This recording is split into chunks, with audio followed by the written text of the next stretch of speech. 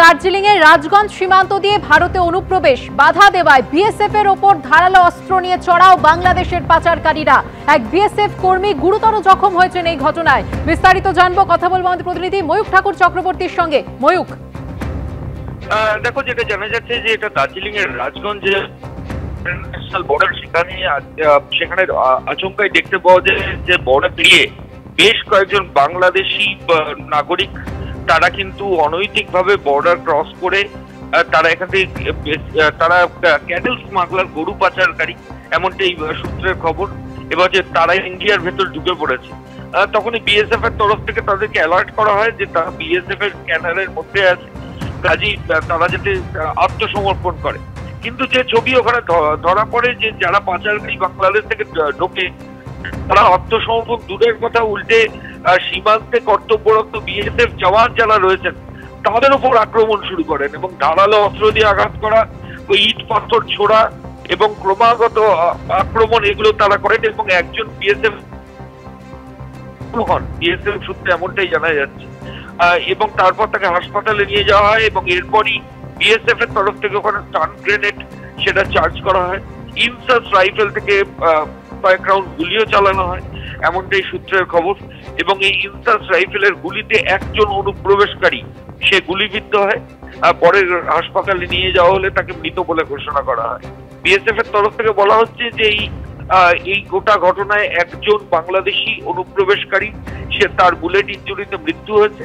অন্যদিকে বিএসএফ এর একজন কর্মী, তাকেও ধারালো অস্ত্র দিয়ে বাংলাদেশি অনুপ্রবেশকারীরা আক্রমণ করেছেন, তারও হাসপাতালে চিকিৎসা চলছে, তারও যথেষ্ট সিরিয়াস ইনজুরি রয়েছে। এবং এই গোটা ঘটনায় বেশ কিছু গবাদি পশু এবং আরো বেশ কিছু জিনিস পুলিশের বিএসএফ অফিসিয়ালস ওখান থেকে সিজ করেছে। ওই রাস্তা দিয়ে, রাজগঞ্জের রাস্তা দিয়ে এর আগে অনুপ্রবেশকারীরা এসেছে কিনা, কিভাবে ঢুকছে, এটা গোটা বিষয়টা বিএসএফ স্থানীয়দের সঙ্গে কথা বলছে এবং সেটা যাতে আর ভবিষ্যতে না হয় সেটাই সুনিশ্চিত করার চেষ্টা চলছে বিএসএফ এর তরফ থেকে। ধন্যবাদ ময়ূক। বারাসাত থেকে মাসলে আসছিলাম, 8 নম্বর গেটে দুটো ছেলে ধরেছে, ধরে বলে দাঁড়াচ্ছিলাম না, জোরমোর করে দাঁড় করে গেছে, বলে আমরা নিউ বারাকপুর থানার এসআই বলে মারধর দিয়ে মাছ কেড়ে লেছে 1 ক্যারেট মতন, আর একজনের থেকে 6-7 হাজার টাকা লেছে। আর আমরা কথা বললি বলে নিউ বারাকপুর থানার আমরা এসআই, গাজার কেস দিয়ে তোদের ভিতরে ঢুকিয়ে দেবো। আমরা ভয়তে চলে এসেছি, পরে থানায় এসে জানি যে ওরা থানার লোক না, তৃণমূলের ছেলেপিলে। আজকে ভোরের বেলায় আমি সবজি আনতে যাচ্ছিলাম,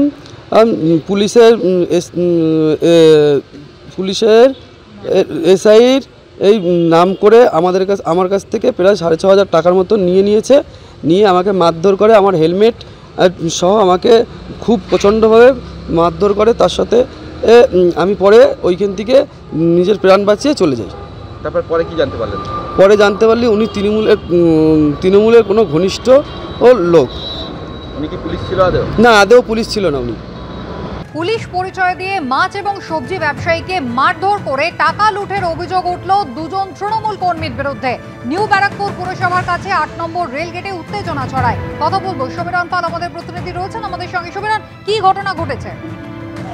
কুসুমিতা, 2 তৃণমূল কর্মী সায়ন হালদার এবং সুগত বিশ্বাস গতকাল ভোরবেলা নিউ ব্যারাকপুর পুরসভা সংলগ্ন যে 8 নম্বর রেলগেট রয়েছে সেখানে তারা রাস্তার মধ্যে দাঁড়িয়েছিল এবং অভিযোগ যে সেই সময় তারা পুলিশ পরিচয় দিয়ে ব্যবসায়ীদেরকে গাড়ি থেকে নামিয়ে দিচ্ছিল।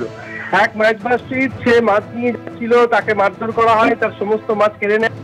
তারপরে এক সবজি ব্যবসায়ী আসে বাইকে করে, তার কাছে নগদ 6,500 টাকা ছিল, তাকে মারধর করা হয়, তার নগদ 6,500 টাকা কেটে নেওয়া হয় এবং এই নগদ সবজি ব্যবসায়ীকে মারধর এবং নগদ 6,500 টাকা কেটে নেওয়া মুহূর্তের সিসিটিভি ফুটেজ পুলিশের হাতে আসে এবং দুপুরের দিকে তারা আতঙ্কিত 2 ব্যবসায়ী তারা নিউ ব্যারাকপুর থানায় অভিযোগ দায়ের করে। অভিযোগের ভিত্তিতে তদন্ত শুরু করে নিউ ব্যারাকপুর থানা পুলিশ এবং এই সায়ন হালদার এবং সুগত বিশ্বাস 2 তৃণমূল কর্মীকে তারা গ্রেপ্তার করে। আজকে তাদেরকে ব্যারাকপুর মহকুমা আদালতে পেশ করা হবে।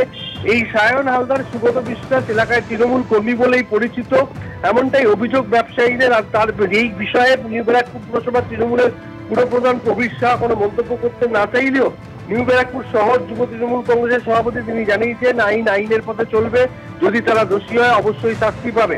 তবে এই ঘটনাকে কেন্দ্র করে রাজনৈতিক চাপানোতর শুরু হয়েছে। স্থানীয় বিজেপি নেতৃত্ব অভিযোগ করেছে যে তৃণমূল কর্মীরা পুলিশের পরিচয় দিয়ে যেভাবে ছিনতাইয়ের ঘটনা ঘটাচ্ছে তাতে এলাকার মানুষ যথেষ্ট আতঙ্কিত হবে, সাধারণ মানুষ।